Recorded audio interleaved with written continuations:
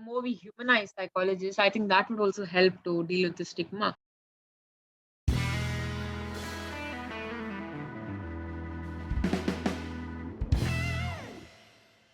Hey everyone, welcome to another episode of the Takeaway Club, where I talk to interesting people across different walks of life to get to know their stories and, more importantly, how they got to where they are, including their motivations, habits, routines, and aspirations, some of which we can apply to our own lives.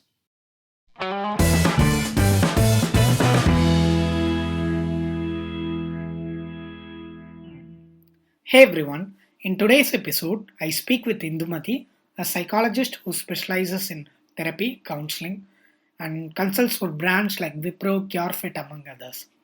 This is one of the most important episodes I've done for both what it means personally and what it represents at a broader level. Mental health is a delicate topic that I've been passionate about for several years now, and it was nice to sit down with a subject matter expert who could clarify everything I wanted to ask. In the interest of keeping the conversation useful for a wider audience, we don't go around too deep into individual rabbit holes, but rather jump places in a more horizontal fashion, and hence the title Psychology 101. Without further ado, let's jump into the conversation.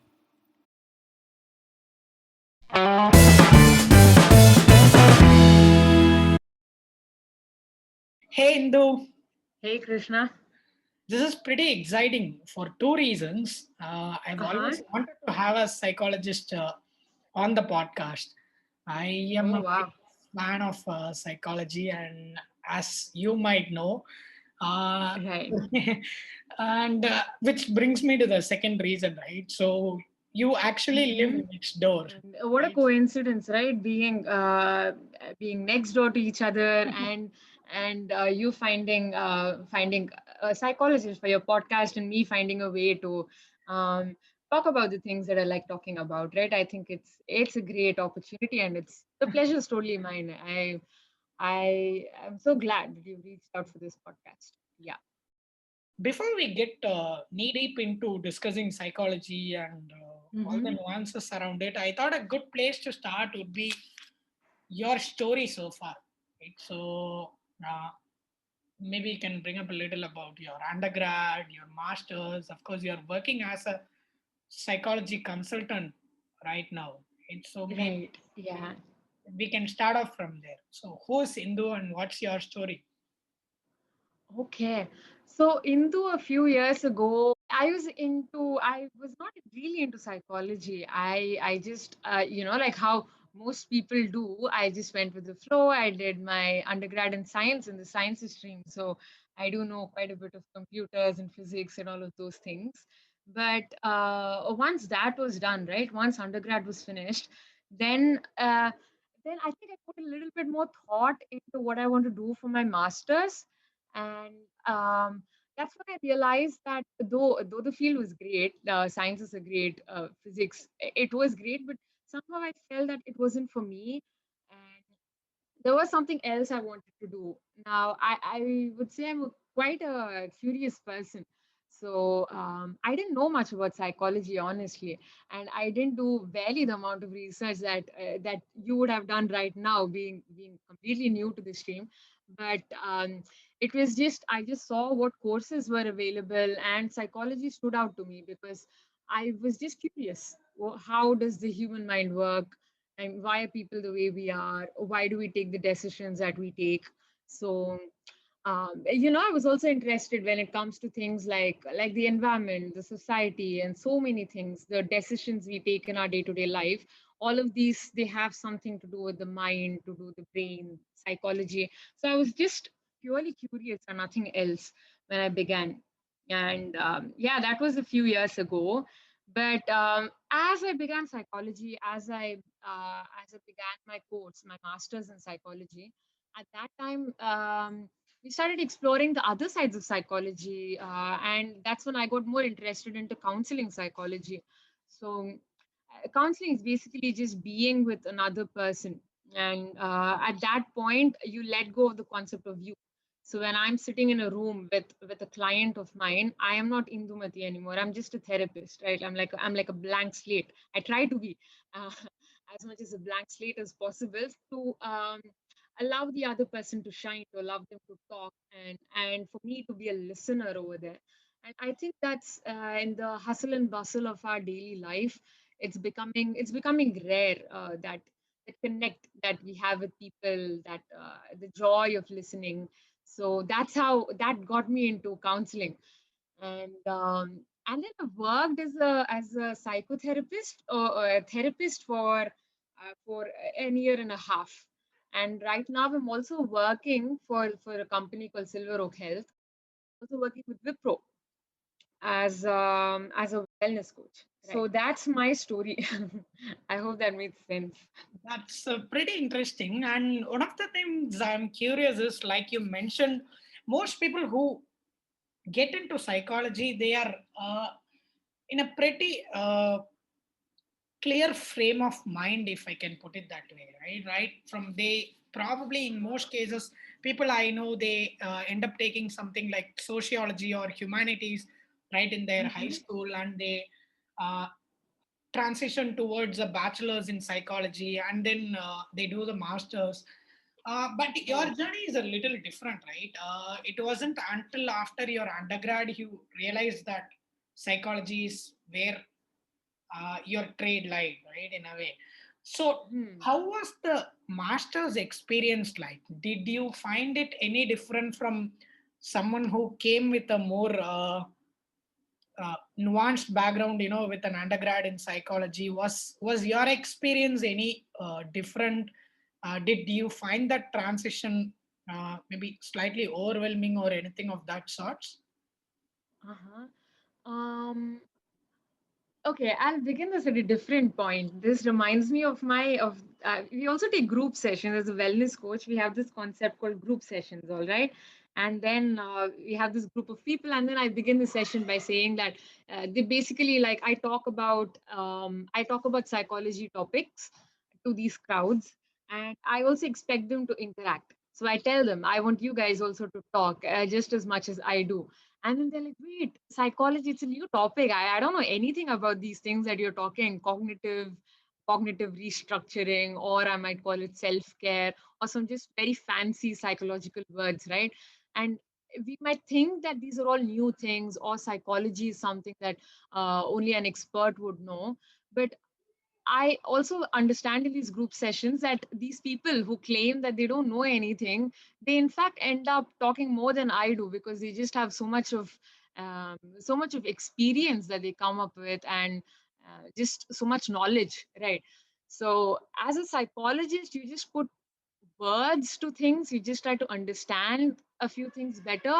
But as a part of life, all of us, in fact, have some degree of expertise when it comes to psychology, I will say, because psychology is all about understanding our own thoughts, our own emotions, and how other people work. And it's something that we've been doing. So we all have some amount of practice. But where it gets hard when it comes to my master's course is to structure it all. And because it's so vast and it's so unstructured, the whole field of psychology, putting words to it was quite challenging.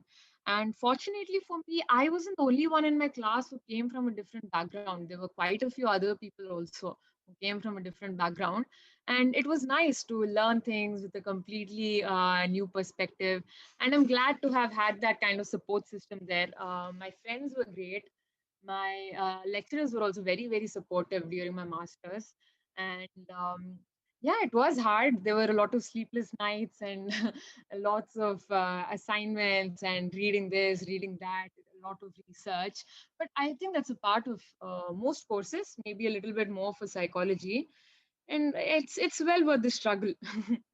Yeah, that's true. Yeah, like you say, psychology is at the end of the day studying human experience. So I think it's a matter of mapping whatever you know into a more structured, maybe a little more theoretical flavor to it. So one of the things that maybe I'm curious about, first of all, and I'm not sure whether everybody else feels this way, but Personally, I Hmm. think when I encounter a psychologist, I Okay. immediately feel the need to, pull my guard up in a way, right?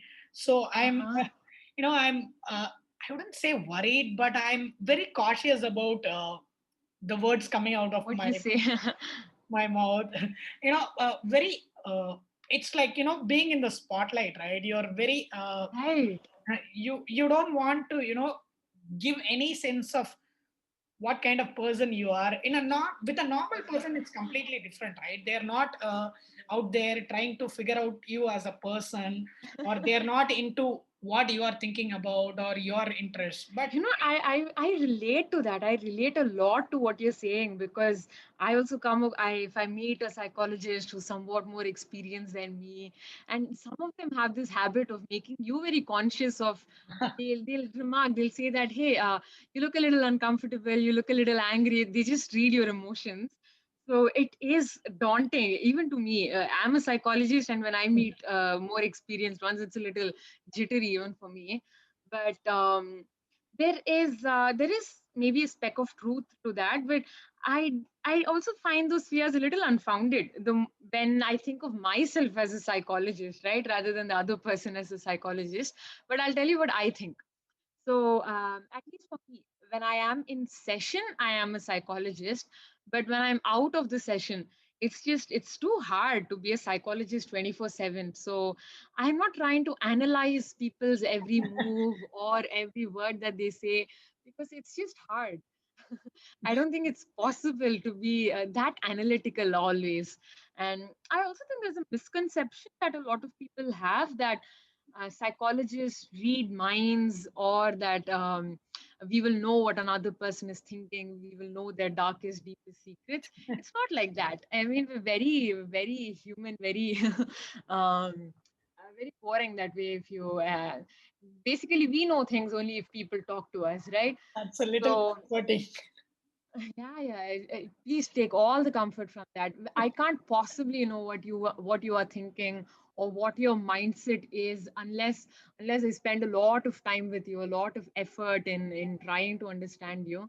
And even then, even if you were my client and even if you were sitting in front of me, my aim in therapy is not to judge a person and to get to know everything about them, but rather it is more about understanding that person, making them feel comfortable, and also knowing them human to human rather than, okay, you're my object and I am some sort of a scientist who's trying to figure out what's happening. No, it's human to human. It's about listening and understanding. So yeah, we're just not at all magical that way. Very normal human beings with Right. our own struggles and everything, our own drawbacks. So yeah. A huge relief. Figure out things. To be Yeah, yeah. honest. Especially with body language. I think that's a great misconception that we can read minds by body language. Absolutely not. Wow, that's so.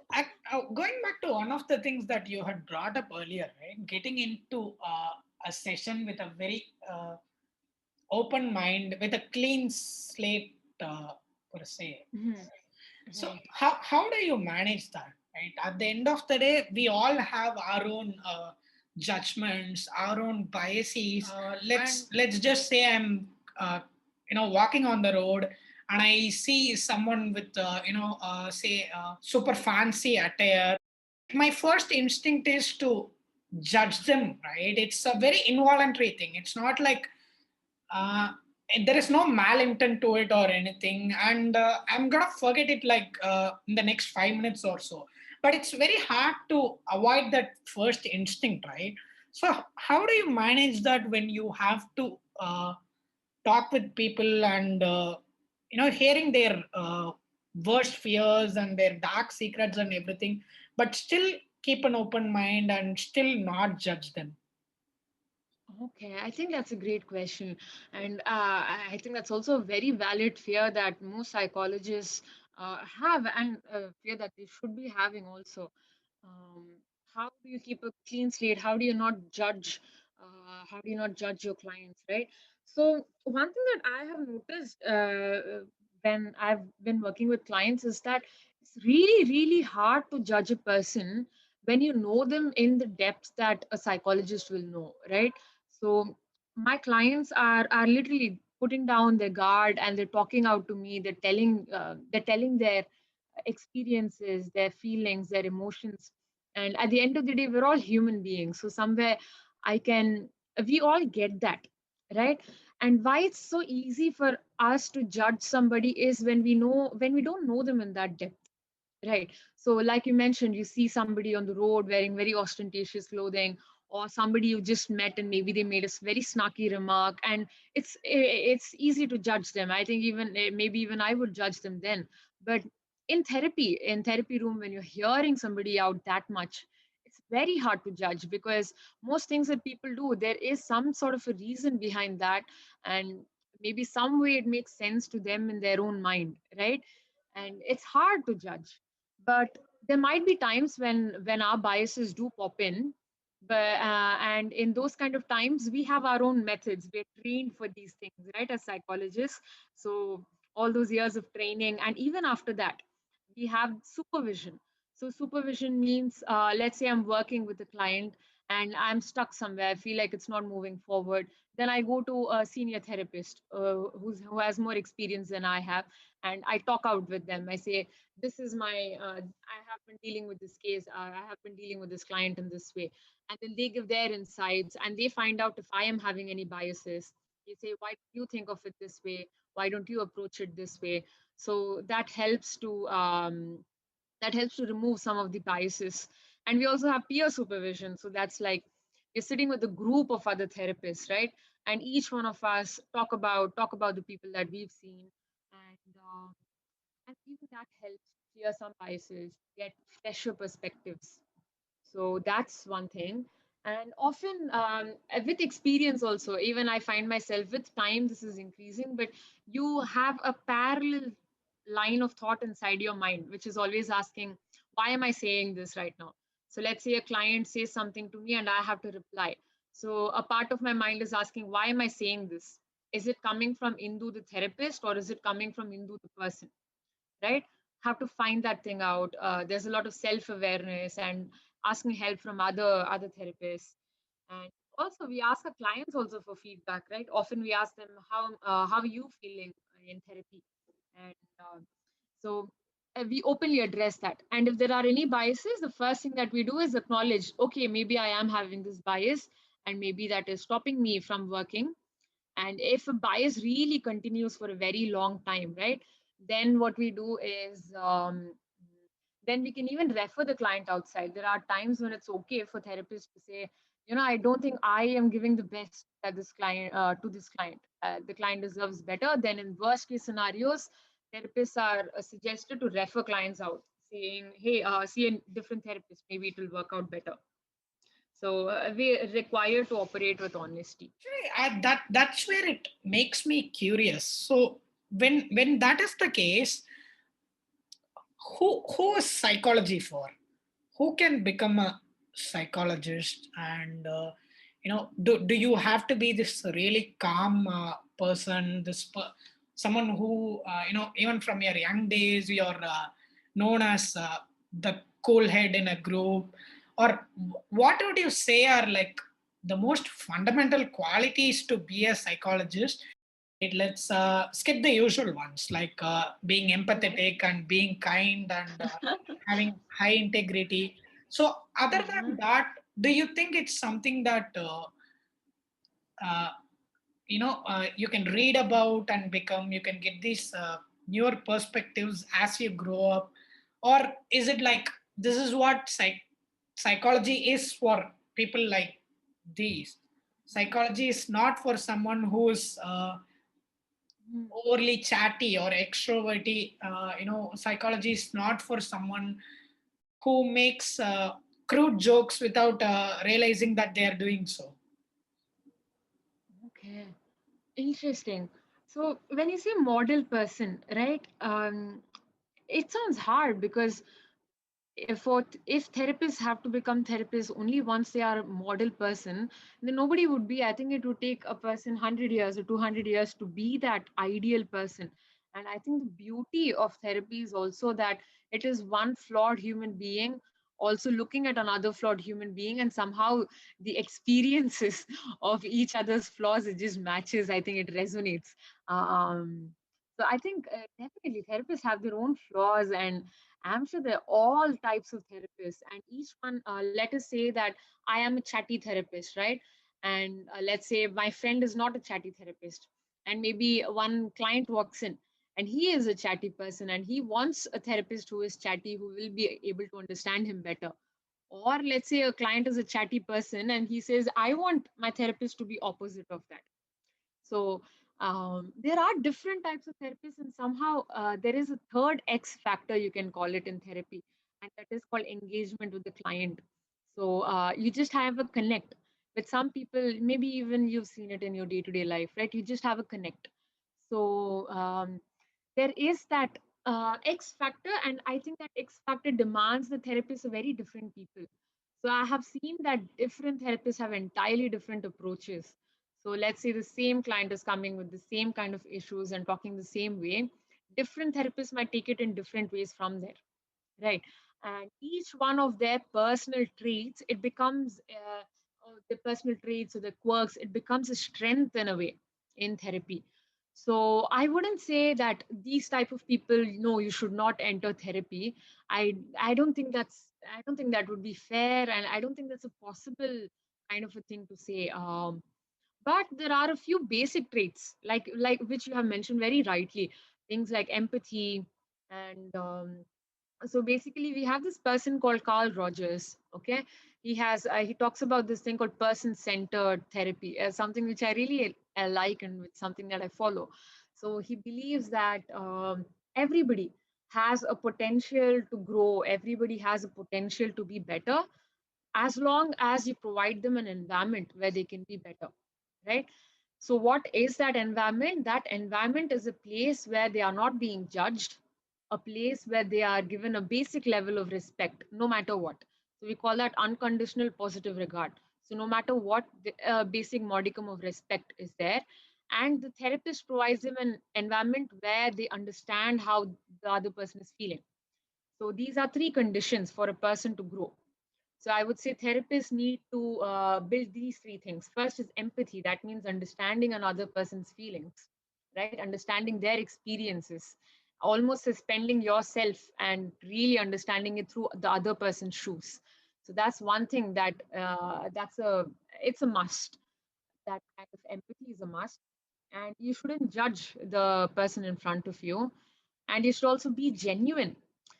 You can't be dishonest, you can't be lying in therapy. That doesn't help them to grow. So I agree with Rogers, and these three things, I think these are basic, and these are things which is innately there in most of us. And we have to make it a point to get them out during therapy sessions. Maybe it's not possible for a person to be like this 24/7 or from childhood, but there is always growth even in that. Let's say I have been a very judgmental person. Maybe I have bullied a lot of people, maybe in my school days or my college days. It doesn't mean that I am doomed to have that same personality for my entire life. They can still be, changed. I can still grow to be a non-judgmental person. I can still grow to be empathetic. Right. So yeah, basically, yeah. Does that That answer you? makes sense. Actually, Carol Dweck wrote this Mhm. amazing book called Mindset.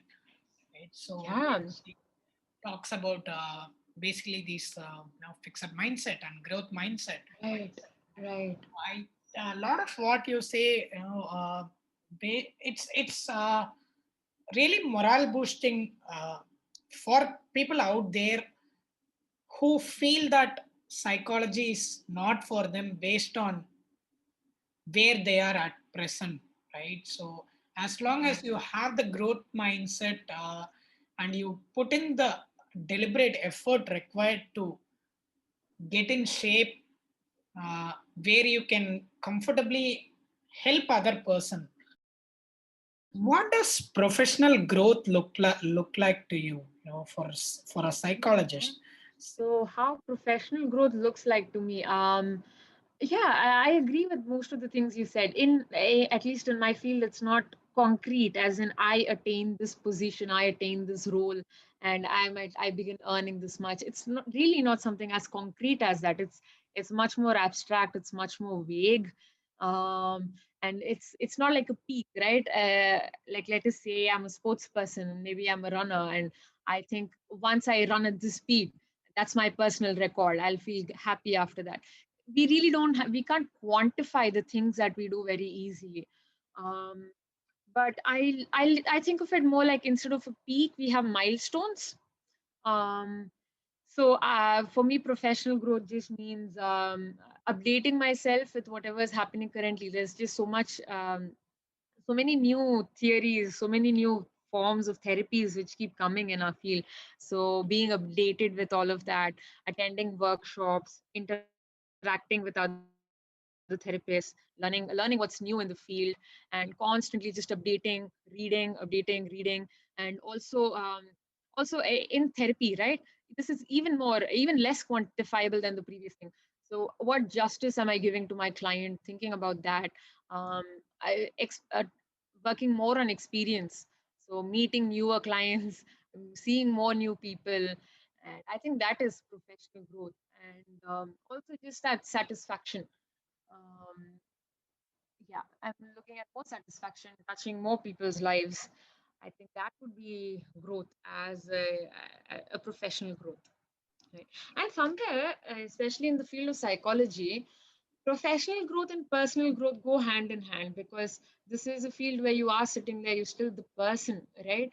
And so, for me, professional growth also means following a lot of things that I'm telling my clients along with them. So, when I see my clients picking up new skills, I would also like to do that, and also working on myself, on my personal self. I think that's also professional growth in this field. So interestingly, this adds to the previous thing that we were talking about how therapists are not perfect people, and it's okay to have your quirks, right? I'll tell you about this interesting metaphor. So in this metaphor, we have two mountains, okay?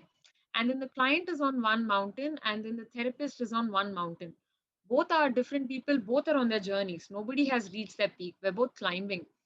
But the thing is, since the therapist is on a different mountain, they're able to look at the client's mountain from a distance, right?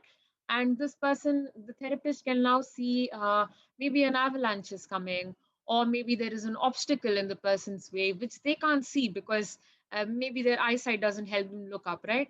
But from a different peak, I'm able to see. I mean, from a different mountain, I'm able to see. But both of us are on our own peaks, and nobody is ahead of the other. It's just that one person has a vantage point, has a view of the other.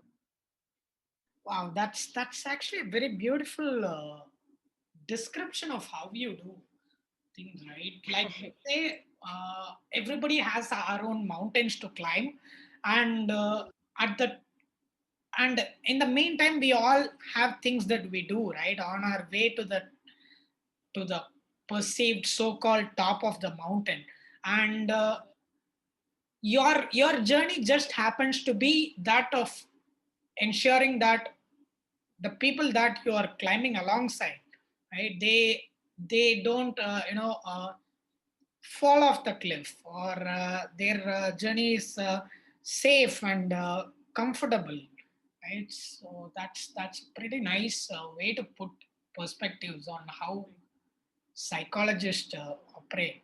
Right. So one In more, those 15 minutes, yeah. sorry, go ahead. Yeah, so in those 15 minutes of a session, it's like I can take a break from my climbing and just look at this person's climbing and give warnings. But I can't climb the mountain for them. They can't climb my mountain.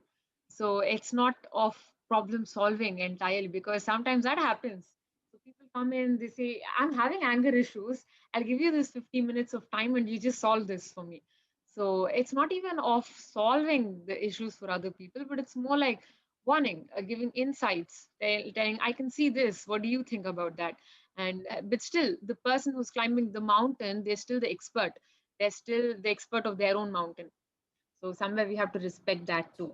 One more thing around, say, professional growth is how do you, as a psychologist, someone who's just starting practice, or someone who has been at it for 5 years, 10 years, how do you look back and try to quantify something that's near impossible to do as a job well done, as a progress made, right?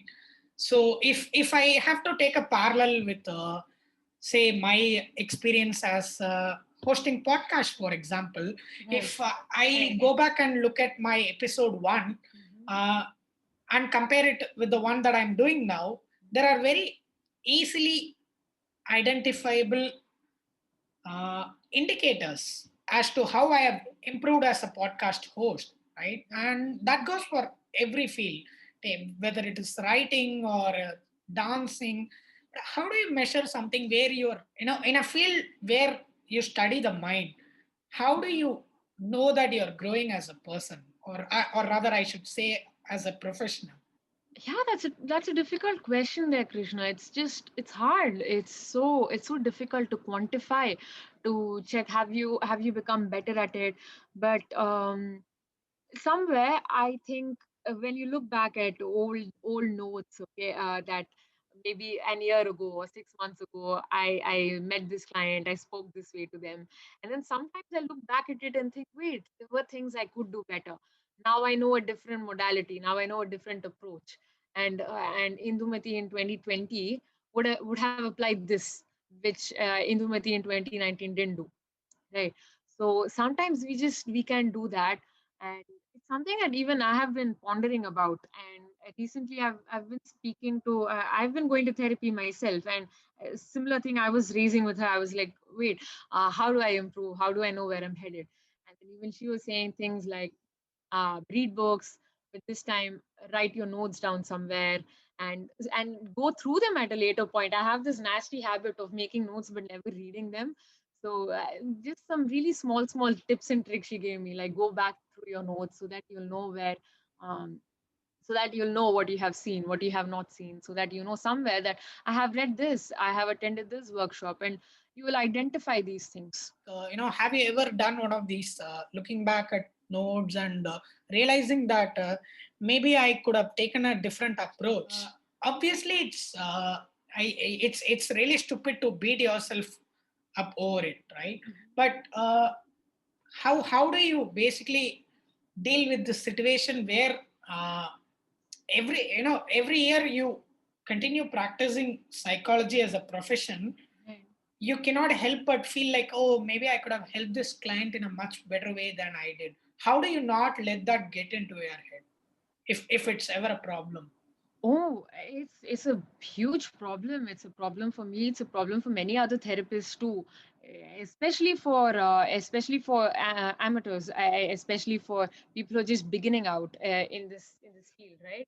And it's these are conversations we often have with supervisors. We often have with senior therapists, and we keep reminding us of one thing, that it's not your job to live another person's life. It's not your job to fix other people, but it is your job to generate insight, to throw light.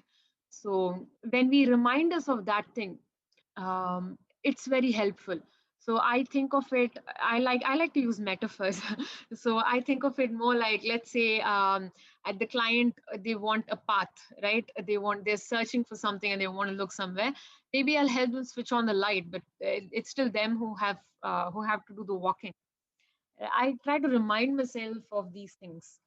Now, I'm sure there are a lot of listeners over here who might get worried. They're like, wait, if I have an issue and if I go to a therapist, all she's going to do is ask me questions and help to generate some insight. That's all. I thought they're going to fix my anger management or my relationship issues. I'm worried about that. That maybe some of your listeners are thinking about that.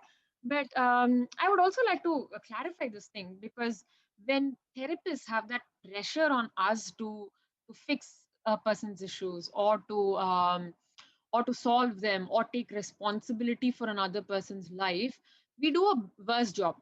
I think with that kind of a pressure on our mind, we don't have the clarity to be able to give the client that kind of clarity, right? So we try to just remind ourselves again and again that I'm here only to generate insight.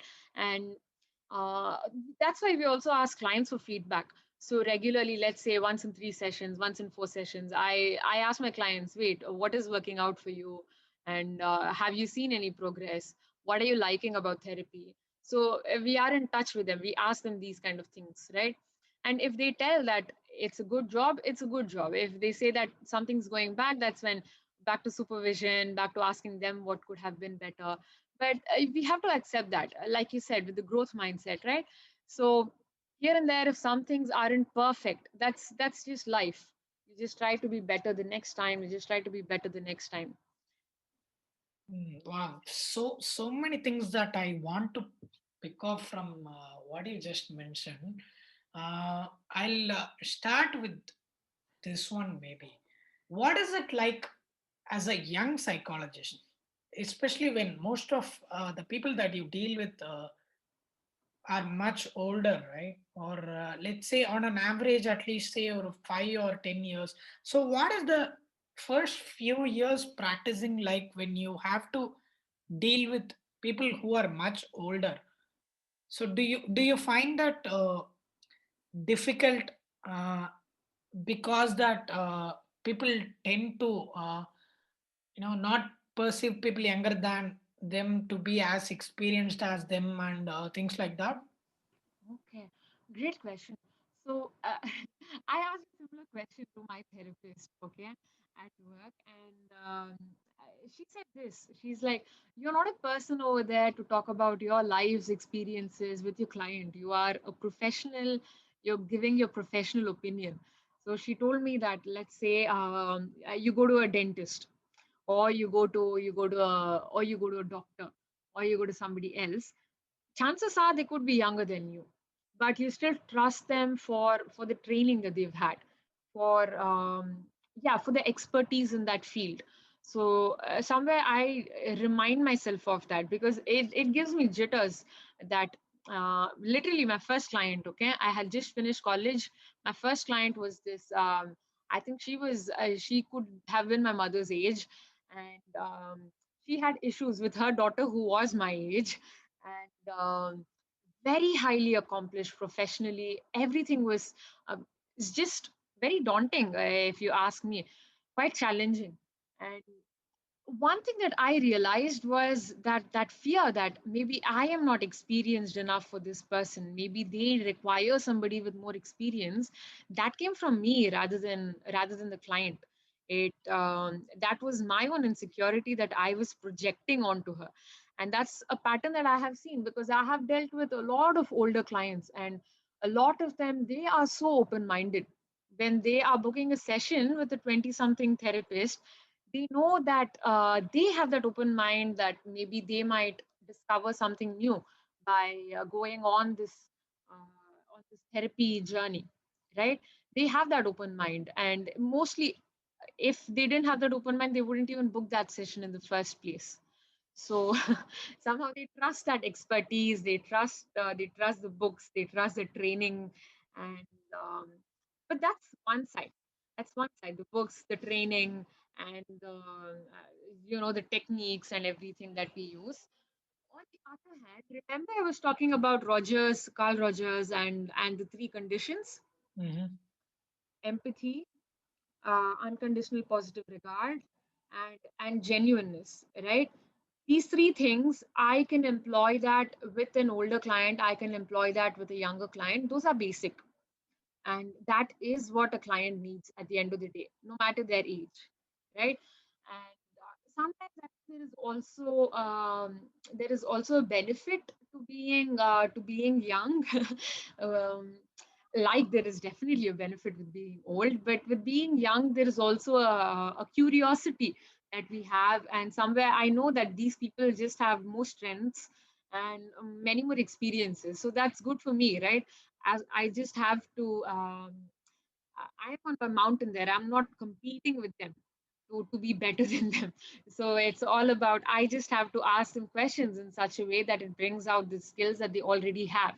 So in a way, experience is helpful, but in another way, it's not that much of a barrier, because the basic conditions are still there, the basic training is still there, no matter the experience. And that, One of the things that you mentioned was people who do engage with a psychologist, they have that open mind, right? Otherwise, they wouldn't be comfortable to say that they need help, right? But right, what about the ones that who are yet to realize how important having a having someone who can guide you in your life, right? See, personally, what I keep insisting, whether it is me or my friends or my family, is anybody who can afford a therapist should have one, right? See, if you walk on the road and you fall down and you say have a broken limb, you don't sit around at home saying that it's gonna get better, right? Say you have a glass cut, you don't just go about your daily chores saying that it doesn't matter. Your first action is to go see a doctor, right? right, And seeing this realization that it is the same for your mind, that is hugely lacking, right? And it's not even that, the problem is the stigma that comes with it, right? It's true, one thing to not go and see a psychologist when you really need to do so, and it's another to call out people for doing so, right? So it's kind of a double whammy there.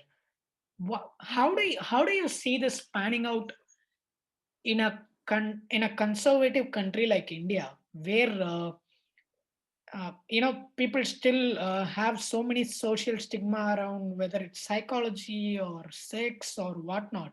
Where do you see people heading, especially in say tier two or tier three towns where counseling is not even an option at this point, right? How do you see right. things panning out over the next few years? Yeah, it's quite sad when we talk about the stigma that's attached to mental health. And I really like the example that you gave about how when we have a broken limb or when there is any physical ailment, it's perfectly fine to go to a doctor.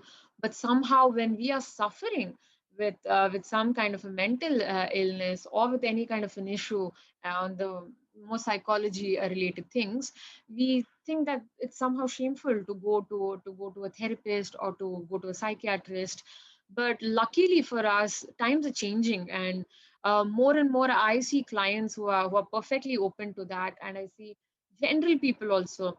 And this might come across as surprising, but people who are conservative in other things, right? People who are very religious, or people who are very old, even these kind of people, I see that day by day they're just more and more open to psychology and and to the field of psychology, to taking counseling.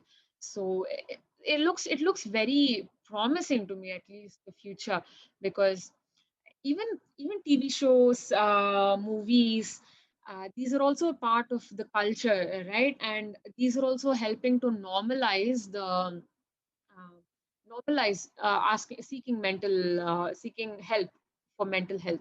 So we see all these TV shows, especially all these English TV shows, and even a lot of Indian content also. They're showing therapists, and it's happened to me a lot that my clients come to me. They're like, I watched this movie and that he goes to a therapist, so I have come to therapy myself. So it's kind of removing the stigma, and I think that's a very cool phenomenon. But other than that, even people in and out of this field, we're working on mental health, we're educating people by telling that these are real issues that people are having now. There one end of the spectrum is are people who just have daily normal ups and downs, right? Nothing abnormal, but still they just want to be better. They just want personal growth, they want to understand themselves better, or they want to control their emotions a little. uh, that's one end of the spectrum. At the other end of the spectrum, we have people with debilitating issues like chronic depression, chronic anxiety, and of really bad, I mean, which really affect their livelihoods. So they feel so low in energy that they can't go to work. Or we have people who have issues with like OCD, where they are showering for hours a day, washing their hands again and again and again. So it's really stopping them from going about their job or interacting with their family like other people do. And both of these spectrums, I'm seeing that there is more and more awareness that's being generated, and people are slowly realizing, especially when you educate them, that these issues, right, these come from the brain. And like how sometimes there could be issues in your tissues and organs of different parts of your body. Your brain is also an organ like anything else, and there could be imbalances in those hormones that could lead to mental health issues. There could also be issues from your childhood, or difficulties in your social life, your environment, which could also come out as mental health concerns, and these require professional treatment. So it really upsets me sometimes when people say things like, "Oh, you can just get over depression if you just change your mindset a little, just think positive, just keep smiling." Right. There It's is it's this. crazy. There is this amazing cartoon strip, right? I'm not sure if you have come across, where Okay. if physical illness were treated like how they treat mental illness, right? You have. I Okay. mean, I'll probably share this strip where Sure. I'm putting the show notes, where you have this Okay. sticky figures and with the arms cut and everything. One person is there with a cut arm, and then this another guy says, "Hey, just get over it, man." And someone's vomiting for days on end, and they have a high fever, and then Right. someone else coming and saying, "Hey, it's all in your mind. Just get go to work," right?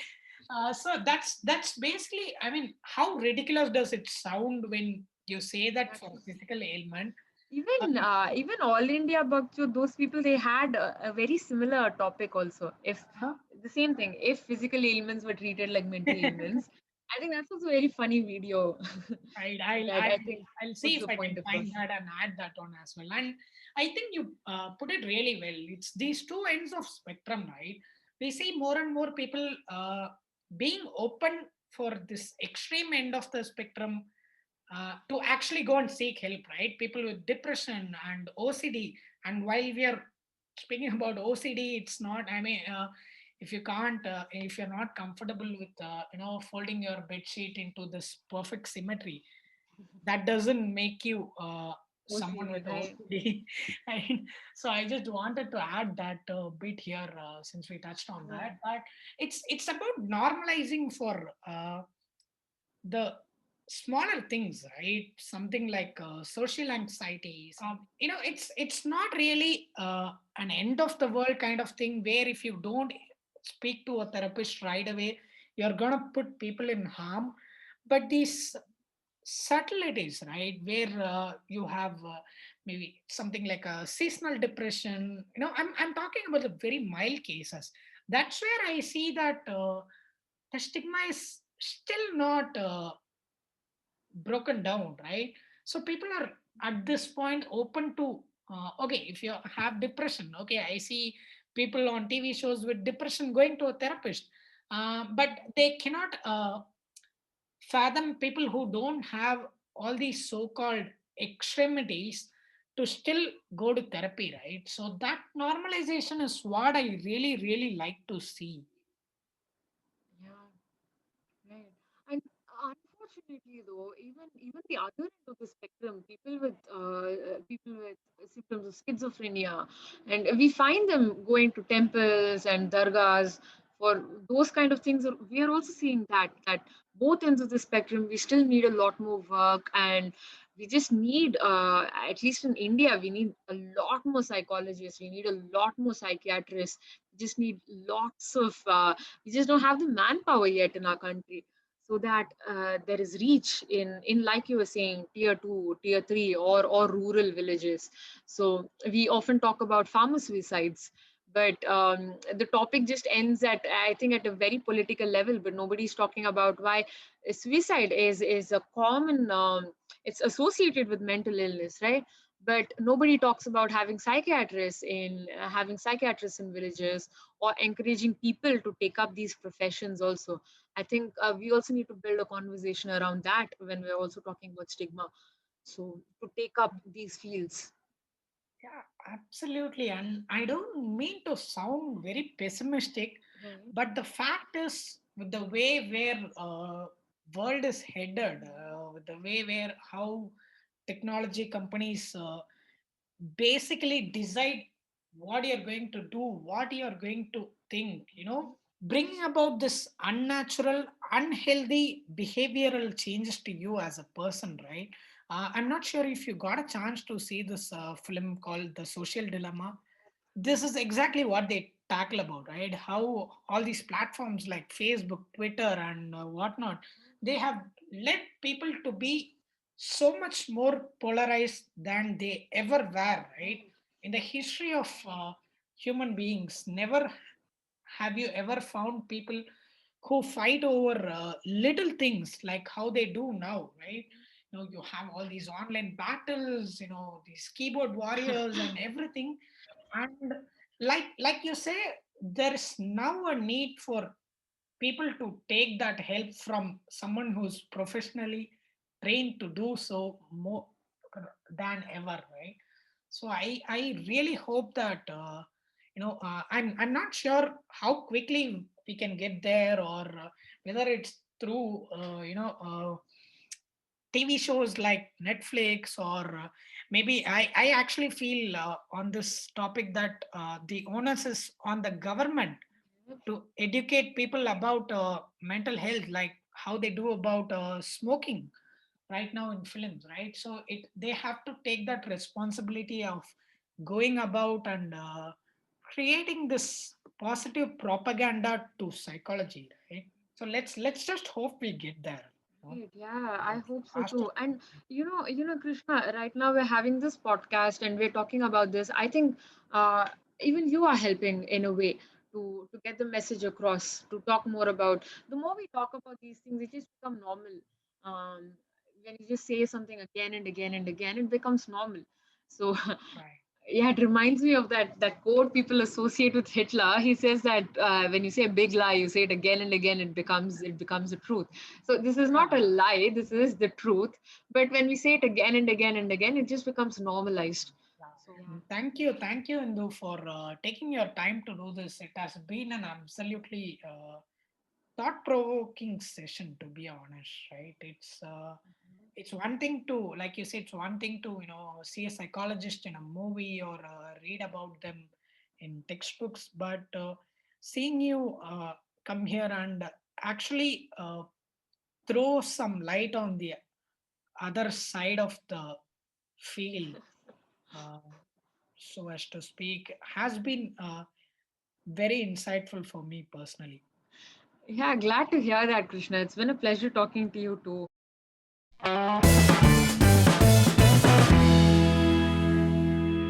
Thank you so much for listening to the episode. If you like the conversation, please share it with your network or good friends who would enjoy this. And consider subscribing to the Takeaway Club podcast on your music streaming platforms or YouTube so you don't miss out on new episodes. And if you're listening to this conversation on Apple Podcast, it would be amazing if you can rate the podcast or leave a review, which goes a long way in helping other podcast listeners find the show. I'll see you soon with a brand new episode. Until then, stay safe and take care.